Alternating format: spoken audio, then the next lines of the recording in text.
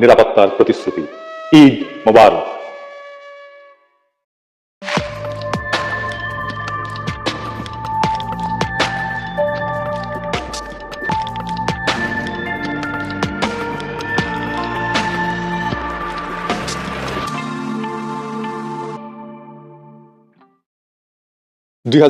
সালের প্রথম ভাগে জাতীয় সংসদ নির্বাচন হবে মাশাআল্লাহ, আলহামদুলিল্লাহ। বিএনপি যথারীতি বলছে জাতি নাকি হতাশ হয়েছে। বিএনপি রাজনীতি বাদ দিয়া মারফতি লাইনে ধরিছে, পুরা জাতির অন্তরে ঢুকিয়া তার মনোভাব যাই না ফেলিছে। মির্জা ভাই, আপনি এখন বিএনপি হতাশ হয়েছে, বা আপনার দলের মার্কা নিয়ে যারা ইলেকশন করবে সে সমস্ত সিট পার্টি তারা হতাশ হয়েছে, মাইনে নেব। আপনি তো অন্তর্জামী না, জাতির অন্তরের কথা কেমনে জানবেন? যাই হোক, আপনারা বুঝাইতে পারেন নাই জাতিকে যে কেন ডিসেম্বরে নির্বাচন দেওয়া দরকার, তাই আপনার চাওয়াটা জাতির চাওয়া হয়ে ওঠেনি। বেদ্যবি নিয়েন না, মুরব্বী মানুষ। হাসিনাকে কেন সরানো দরকার এটা ন্যারেটিভ আপনারা তৈরি করতে পারেন নাই, করেনও নাই। মেলা মানুষ মিলে তৈরি করছে, আপনারা সামে বসে থাকিছেন।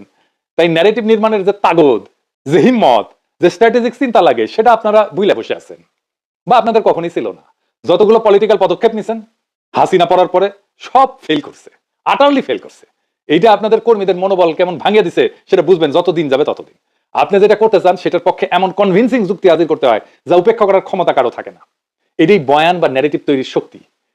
আপনারা যা দাবি করলেন এটা যে পাইলেন না, আপনাদের কর্মীদের কনফিডেন্স থাকবে 5ই আগস্টের পরে যা যা অর্জন তার সাথে আপনারা আপনাদের দলকে কানেক্ট করতে পারেন নাই। 32 নম্বর জয় বাংলা কইরা দেওয়া, আওয়ামী লীগ নিষিদ্ধ করা, এই দুইটা মাইলস্টোন ইভেন্টে আপনাদের কোনো সংশ্লিষ্টতা নাই।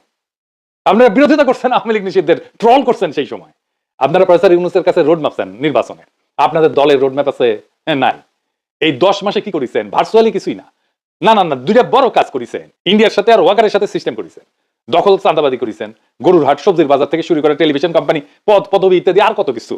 আর মানুষের ঘৃণা কামাইছেন, খামাই ভালোই করেছেন। যারা একসময় বন্ধু ছিল তাদের শত্রু বানাইছেন। না না, আমরা বানাই নাই আপনাদের শত্রু, আপনারাই আমাদের বানাইছেন। আপনাদের দলের প্রতিষ্ঠাতা বলতেন বিদেশে আমাদের বন্ধু আছে, প্রভু নাই। বিদেশে আমাদের বন্ধু আছে, বিদেশে আমাদের প্রভু নেই। দেশে আপনারা বন্ধুহীন, বিদেশে কয়টা প্রভু আছে আল্লাহ মালুম। বিএনপির জন্য ডিসেম্বরের নির্বাচন চাওয়াটা একটা bad idea, very bad, extremely bad idea. কেন জানেন? জানেন না, এটাও জানেন না। আসেন এটা আলাপ করি।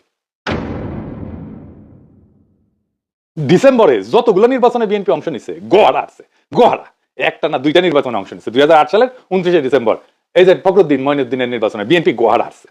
আবার 30শে ডিসেম্বর 2018 শেখ হাসিনার অধীনে নির্বাচন, গোহারা আসছে। প্রথমটা তত্ত্বাবধায়ক সরকার ছিল, পরেরটা হাসিনার অধীনে নির্বাচন ছিল।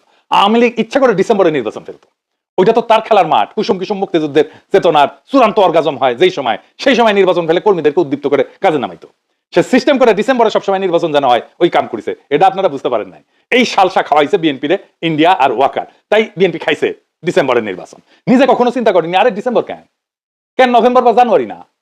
নির্বাচনে তো প্রতিপক্ষ চুপচাপ বসে থাকে না, তাই না? সে কিছু করে, সে বারে বারে বলতে থাকবে ডিসেম্বরের নির্বাচনে যাবেন, বারে বারে বলতে থাকবে। আরে দূর, বিএনপি ডিসেম্বরের নির্বাচনে জিতে না। হ্যাঁ দেখেন কবে নির্বাচনে জিতেছে, দেখেন এই দুইটা নির্বাচনে হারিয়েছে গোয়ারা, এবার হারবি। আপনার হয়তো এটা তো কুসংস্কার, আপনারা তো আবার বিজ্ঞান বিজ্ঞান করেন। জি না, এটা সংস্কার, এটা কাজ করে। ও আচ্ছা আচ্ছা, সংস্কার শুনলে তো আবার বিএনপির গাত্রদাহ শুরু হইতে পারে। যাই হোক, আমি যদি বিএনপির কেউ হইতাম, আমি অবশ্য এখন কেউ না, হ্যাঁ বিএনপির যখন তাদের কেউ ছিল না তখন ছিলাম আমি, এখন তাদের সব হয়েছে, পর হয়েছি আমি, বুঝছাও তো। যাই হোক, অসুবিধা নাই। আমি বিএনপি হইলে কখন নির্বাচন চাইতাম, কখন চাওয়া উচিত ছিল বলেন তো? বুদ্ধি করে বলেন, মনে আসতেছে না? আচ্ছা শিখাই দিই। আমি নির্বাচন চাইতাম ফেব্রুয়ারিতে। কেন ফেব্রুয়ারিতে? কারণ দ্বিতীয় সংসদ নির্বাচন, যেই নির্বাচনে প্রথম বিএনপি সংসদে জিতে সরকারি দল হয়, সেই নির্বাচন ছিল 18 ফেব্রুয়ারি 1979 সাল। ওই সংসদ ছিল এক ঐতিহাসিক সংসদ, এত ব্রাইট আর তুখর সংসদ বাংলাদেশে আর পায় না। ওইটাই বিএনপির প্রথম রাষ্ট্র পরিচালনা, রাষ্ট্র গঠন, খেলতে নেমেই চ্যাম্পিয়ন হয় বিএনপি।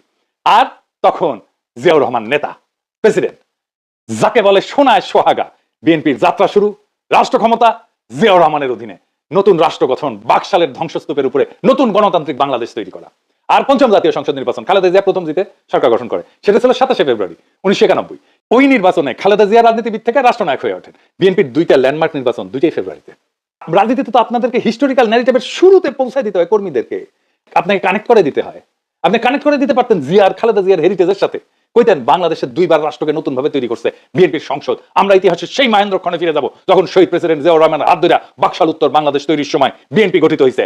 তারা নির্বাচনে অংশ নিচ্ছে প্রথমবারের মতো জিয়াউর রহমানের নেতৃত্বে। বাংলাদেশের সত্যিকারের নির্মাণ শুরু হয় এইখান থেকে। তারপর দ্বিতীয়বার শহীদ জিয়ার মৃত্যুর পরে ফিনিক্স পাখির মতো ধ্বংসস্তূপ থেকে বিএনপি উঠে দাঁড়ায় একটা সফল গণ অভ্যুত্থানের নেতৃত্ব দিয়া স্বৈরাচারের পতনের পরে নতুন করে রাষ্ট্র পুনর্নির্মাণের শুরুর সেই সময়টা 2 নির্বাচনী ফেব্রুয়ারিতে। আবার সেই সময় আসছে ফ্যাসিবাদ উত্তর বাংলাদেশের রাষ্ট্র পুনর্গঠনের দায়িত্ব নিতে বিএনপি সেই একই ফেব্রুয়ারিতে নির্বাচনে নামবে। এইবার তৃতীয়বারের মতো বাংলাদেশকে আবার নতুন করে গড়ে তোলার দায়িত্ব নেবে বিএনপি।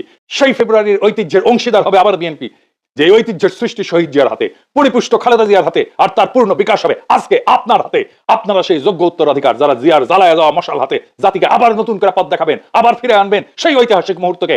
আপনার কর্মীর রক্তে আগুন ধরে যাবে, ঝাঁপায় পড়বে আপনার কর্মীরা। এই কাজটাই আমরা করেছি, আমি তো করেছি, আপনারা তো বক্তৃতাও দিবার পারেন না, কর্মীদের জায়গায় তুলতে পারেন না, খালি কইতে পারেন প্রস্তাব করে ভাষায় দিব, 24 ঘন্টা টিকতে পারবেন না, হ্যাঁ ফু দিলে উড়ে যাবো, এই সমস্ত, এর বাইরে কিছু কইতে পারেন না। কর্মীরা আপনাদের বক্তৃতা শুনে না, কথাই শুনে না। আজকে আপনার কর্মীরা এসে কয়, এগুলো শিখাইছেন যে আমি মানুষের ইমোশন নিয়ে খেলা করি। রাজনীতি তো ইমোশনই, ইমোশন ছাড়া কেউ বন্দুকের সামনে বুক পাইতে দেয়? আবু সাইদ কিসের জন্য বুক পাইতে দিছিল? আপনি এমন স্বপ্ন দেখাবেন যে সে মনে করবে এই স্বপ্ন অর্জনের জন্য জীবন দিয়ে দেওয়া যায়। আপনার তার হৃদয়কে ছুঁইতে হবে, বুকের ভিতরে আগুন জ্বালাই দিতে হবে, তারপরে সে বলতে পারে বুকের ভিতর অনেক ঝড়, বুক পেতেছে, গুলি কর। ওইটা ইমোশন। ইমোশন ছাড়া রাজনীতি নাই, ইমোশন ছাড়া সৃষ্টি করা যায় না, ইমোশন ছাড়া বিপ্লব করা যায় না, ইমোশন ছাড়া অভ্যুত্থান করা যায় না, ইমোশন ছাড়া দেশকেও ভালোবাসা যায় না। যাই হোক, আমরা একটু বিশ্লেষণ করে দেখি কেন প্রফেসর ইউনূস এপ্রিলের নির্বাচনের কথা বললেন। প্রফেসর ইউনূস কেন বলছেন এটা উনার বিবেচনা, কিন্তু আমার যা মনে হয়েছে যে যুক্তিগুলো কাজ করছে। এক নম্বর হচ্ছে বিচার এবং সংস্কার সম্পন্নের জন্য সময় প্রয়োজন। ফ্যাসিস্ট আওয়ামী সরকার যে রাষ্ট্রীয় সন্ত্রাস এবং সম্পদ লুণ্ঠন করছে, তার বিচার এবং চলমান কাঠামোগত সংস্কার সম্পন্ন করতে আরো সময় দরকার। তড়িঘড়ি করলে এই সমস্ত অসম্পূর্ণ থেকে যাবে, ফলে গ্রহণযোগ্য এবং অবাধ নির্বাচনের পরিবেশ তৈরি হবে না। 2 নাম্বার, সবার অংশগ্রহণ নিশ্চিত করা। সুষ্ঠু নিরপেক্ষ নির্বাচনের জন্য রাজনৈতিক দলগুলোর অংশগ্রহণ এবং ভোটারদের আস্থা ফেরাতে আইন শৃঙ্খলা পরিস্থিতির উন্নতি, প্রশাসনিক প্রস্তুতি জরুরি। এখনো তো আপনারা সবাই বলেন যে হাসিনার ফেলায় যাওয়া প্রশাসন কাজ করতেছে, তাই না? প্রশাসনের গতি আসে নেই তো সেরকম। সংলাপ এবং সমঝোতার মাধ্যমে অন্তর্ভুক্তিমূলক নির্বাচনের জন্য আরো সময় দরকার। অন্তর্ভুক্তি মানে সব দলের অংশ নেওয়া না, সব জনগণের অংশ নেওয়া। 3 নাম্বার, আন্তর্জাতিক স্বীকৃতি এবং পর্যবেক্ষণের সুযোগ। এপ্রিল 2026 পর্যন্ত সময় দিলে আন্তর্জাতিক পর্যবেক্ষক আনার প্রস্তুতির সময় এবং সুযোগ থাকবে, যা নির্বাচনকে আন্তর্জাতিকভাবে স্বীকৃতির এবং বৈধতা দিবে। 4 নাম্বার, নির্বাচন কমিশনের প্রস্তুতি। এর ফলে ভোটার তালিকা হালনাগাদ করা, সীমানা পুনর্নির্ধারণ। কারণ এখন যে সীমানা আছে এটা ওই 2008 সালে সীমানা, যেটা করে যে বিএনপিকে হারানো হয়েছিল, ওই সীমানাটা পুনর্নির্ধারণ করতে হবে এবং রোডম্যাপ প্রস্তুতিতে নির্বাচন কমিশনের জন্য পর্যাপ্ত সময় নিশ্চিত করতে হবে। 5 নাম্বার হচ্ছে 1.5 কোটি প্রবাসীর ভোট নেওয়াটা এখন একটা বড় চ্যালেঞ্জ। এই বিশাল জনগোষ্ঠী শুধু রেমিটেন্স দেওয়া যায় কিন্তু ভোট দিতে পারে না। ভোট যদি নিতে হয় তাহলে তার পর্যাপ্ত প্রস্তুতির জন্য সময় দরকার।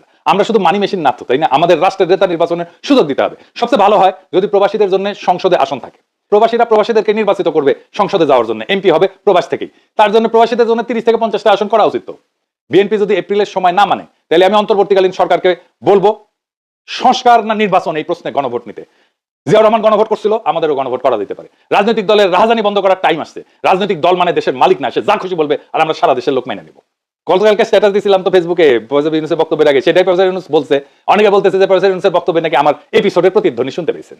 প্রফেসর ইউনূসের বক্তব্যের মূল যে কথা, সে কথাটা হইতেছে আপনারা ওয়াদা আদায় করে নেবেন যে বাংলাদেশের স্বাধীনতার সার্বভৌমত্ব, আঞ্চলিক অখণ্ডতা এবং জাতীয় মর্যাদার প্রশ্নে কখনো কোনো প্রকার আপোষ করবেন না এবং দেশের বাইরের কোন শক্তির কাছে দেশের স্বার্থ বিকিয়ে দেবেন না।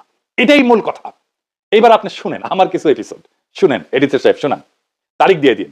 বাংলাদেশের স্বাধীনতা, সার্বভৌমত্ব, আঞ্চলিক অখণ্ডতা এবং গণতান্ত্রিক ভবিষ্যতের সুরক্ষার দায়িত্ব বাংলাদেশের আপামর জনগণের, এবং আমরা অবশ্যই আমাদের এই দায়িত্ব সর্বোচ্চ ত্যাগ স্বীকার করে হলো সাফল্যজনকভাবে পালন করবো ইনশাল্লাহ। শুনেন, যে কাজের শপথ আপনারা নিছেন আমি তো সে কাজই করি, আর সেটা হইতেছে আমাদের স্বাধীনতা, সার্বভৌমত্ব, আঞ্চলিক অখণ্ডতা এবং জাতীয় মর্যাদা সমুন্নত রাখা। ভারত নিজের স্বার্থ রক্ষায় হাসিনাকে জলাঞ্জলি দিয়া পছন্দের আর কাউকে ক্ষমতায় বসানোর চেষ্টা করতেই পারে, কিন্তু তাদের জানা দরকার বাংলাদেশের বীর জনগণ এদেশের স্বাধীনতা, সার্বভৌমত্ব, আঞ্চলিক অখণ্ডতা, জাতীয় মর্যাদা এবং গণতান্ত্রিক ভবিষ্যৎ নিশ্চিত করতে যে কোনো ত্যাগ স্বীকারে প্রস্তুত। আমি একটা কথা বারবার বলি, আমাদের স্বাধীনতা, সার্বভৌমত্ব, আঞ্চলিক অখণ্ডতা এইটা হুমকির মুখে। আর এই হুমকি কোথায় থেকে শুরু হচ্ছে সেইটা দেখেন, পাঠ্যপুস্তক থেকে আমাদের বাচ্চাদের, আমাদের সন্তানদের মাথাতে ঢুকায় দেওয়া হচ্ছে। আমরা বাংলাদেশের জনগণ ভারতকে একটা ফুটা পয়সা দিয়ে ছাড় দেব না। আমাদের প্রত্যেক মুহূর্তে মনে রাখতে হবে আমাদের স্বাধীনতা, সার্বভৌমত্ব, আঞ্চলিক অখণ্ডতা, জাতীয় মর্যাদা এবং গণতান্ত্রিক ভবিষ্যতের প্রতি ভারত হইল সবচেয়ে বড় প্রতিবন্ধক। কিন্তু বাংলাদেশে চীনের স্ট্র্যাটেজির সাফল্য নির্ভর করবে এই প্রক্রিয়ার কেন্দ্রবিন্দুতে বাংলাদেশের জনগণের ঘনিষ্ঠ সম্পৃক্ততা এবং আমাদের স্বাধীনতা, সার্বভৌমত্ব, আঞ্চলিক অখণ্ডতা, জাতীয় মর্যাদা এবং গণতান্ত্রিক চেতনা বাস্তবায়নের উপরে। যারাই আমাদের সামগ্রিক স্বার্থকে সম্মান জানায় আমাদের স্বাধীনতা, সার্বভৌমত্ব, আঞ্চলিক অখণ্ডতা, জাতীয় মর্যাদা এবং গণতান্ত্রিক চেতনা এবং আর্থসামাজিক প্রগতির প্রতি সত্যিকার সমর্থন এবং সহযোগিতার অঙ্গীকার করবে, আমরা তাদের দিকেই বন্ধুত্বের হাত বাড়াবে। আমাদের প্রিয় মাতৃভূমির স্বাধীনতা, সার্বভৌমত্ব, আঞ্চলিক অখণ্ডতা, আমাদের জাতীয় মর্যাদা এবং আমাদের জনগণের গণতান্ত্রিক আকাঙ্ক্ষা নিশ্চিত না করিয়া আমরা ঘরে ফিরবো না। এই পবিত্র ঈদের দিনে যখন দেশের মসজিদে মসজিদে, ঈদগাহে ঈদগাহে আমরা ঈদের নামাজ পড়তে দাঁড়াবো এবং মহান আল্লাহ তাআলার নিকট আমাদের রোজা কবুল করার আকুল মিনতি জানাবো, তখন আমরা যেন এটাও মনে রাখি যে আমরা একই সঙ্গে কাতারবন্দী হয়েছি আমাদের দেশের স্বাধীনতা, সার্বভৌমত্ব আর আঞ্চলিক অখণ্ডতা রক্ষার পবিত্র সংগ্রামের অকুতোভয় সৈনিক হিসাবে।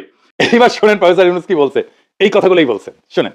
আমি আগেও বলেছি, আজ আবারও বলছি, আমরা একটা যুদ্ধ অবস্থায় আছি।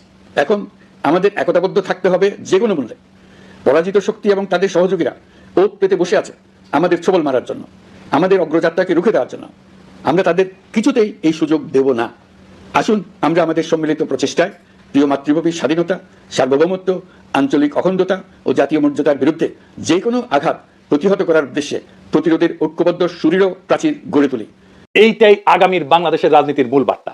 স্বাধীনতা, সার্বভৌমত্ব, আঞ্চলিক অখণ্ডতা আর জাতীয় মর্যাদা, এই প্রশ্নে কোনো আপোষ নাই। এভাবেই রাজনীতি তৈরি হয়, এভাবেই জাতীয় ন্যারেটিভ নির্মিত হয়। এই কথা আমার না, প্রফেসর ইউনূসেরও না, এটা বাংলাদেশের সকল নাগরিকের আকাঙ্ক্ষা। আপনি জিজ্ঞেস করেন এটা আপনার আকাঙ্ক্ষা কিনা। এই আকাঙ্ক্ষাটাই তুলে ধরা হয়েছে। আগামীর বাংলাদেশ তাকেই নেতা মানবে যারা এই আকাঙ্ক্ষাকে বাস্তব করবে, রক্ষা করবে। মুতে ভাষায় দেওয়া, ফুদিয়ে উড়ায় দেওয়া, 24 ঘন্টা টিকতে না দেওয়ার রাজনীতির দিন শেষ। রাজনীতি মানে মস্তানি না, রাজনীতি মানে হৃদয়ের দখল, রাজনীতি মানে মর্যাদা, রাজনীতি মানে আত্মসম্মান, রাজনীতি মানে শক্তি, কালেকটিভ ফোর্স। মির্জা ফখরুল বলছেন জাতি হতাশ। না মির্জা ভাই, জাতি না, হতাশ হইল আপনার কর্মীরা। কারণ আপনারা তাদের দেখাতে পারেননি এই লড়াইয়ের শেষ কোথায়, শুরুটা কোথায় থেকে। আপনারা ভাবছেন নির্বাচন মানে তারিখ। প্রফেসর ইউনূস বলছেন নির্বাচন মানে রাষ্ট্র পুনর্গঠনের পথ। আপনারা চাইছেন ডিসেম্বরে ভোট। কারণ আপনারা বুঝতেই পারেননি ডিসেম্বর আওয়ামী লীগের ক্যালেন্ডার আর ফেব্রুয়ারি বিএনপির কাব্য। তাদের ইতিহাস মুক্তিযুদ্ধের চেতনা, আপনার ইতিহাস রাষ্ট্র নির্মাণ। আপনারা নিজেদের ইতিহাস ভুলে ভারতের প্ররোচনায় নিজের কোলে তুলে নিলেন আওয়ামী ন্যারেটিভ। আফসোস, আওয়ামী লীগের লড়াই হইতেছে মুক্তিযুদ্ধের চেতনায় ভর করিয়া ফ্যাসিবাদ কায়েম। আপনাদের হওয়া উচিত ছিল মুক্ত, আত্মমর্যাদাশীল, স্বাধীন, সার্বভৌম বাংলাদেশ পুনর্গঠনের চেতনা। কিন্তু আপনারা কি করলেন? ভারতের পায়ে মাথা দিলেন, ওয়াকারের কোলে গিয়া বসলেন, দলটা চালাইলেন ঠিক যেন কোনো ঠিকাদার সিন্ডিকেট হাট বাজার চালাইতেছে। আপনারা নিজেরাই নিজেদের আদর্শকে হত্যা করলেন।